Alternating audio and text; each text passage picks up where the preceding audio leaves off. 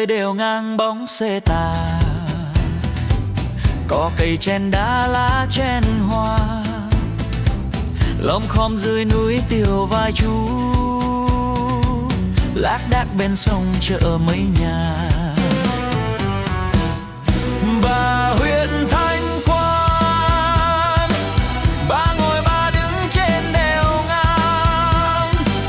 bà ngồi bà nghĩ trên đèo ngang, đau lòng bà viết nên bài thơ bước tới đèo ngang bóng xe tà,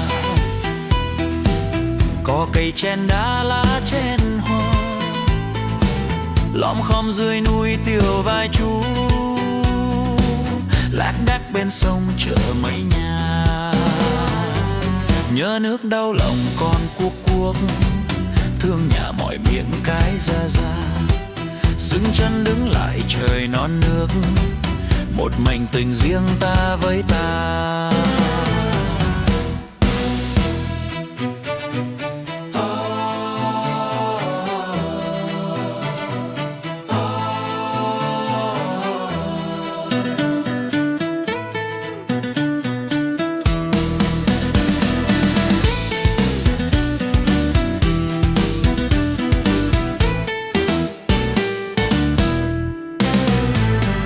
Bước tới đều ngang bóng xe tà,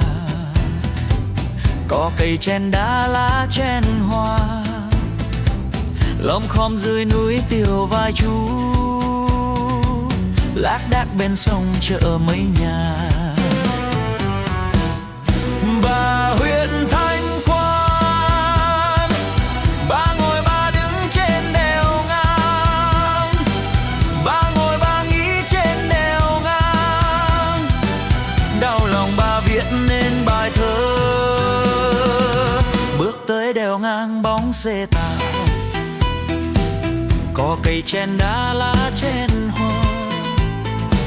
lom khom dưới núi tiều vai chú,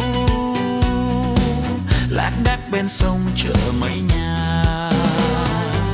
Nhớ nước đau lòng con cuốc cuốc, thương nhà mỏi miệng cái ra ra, dừng chân đứng lại trời non nước, một mảnh tình riêng ta với ta.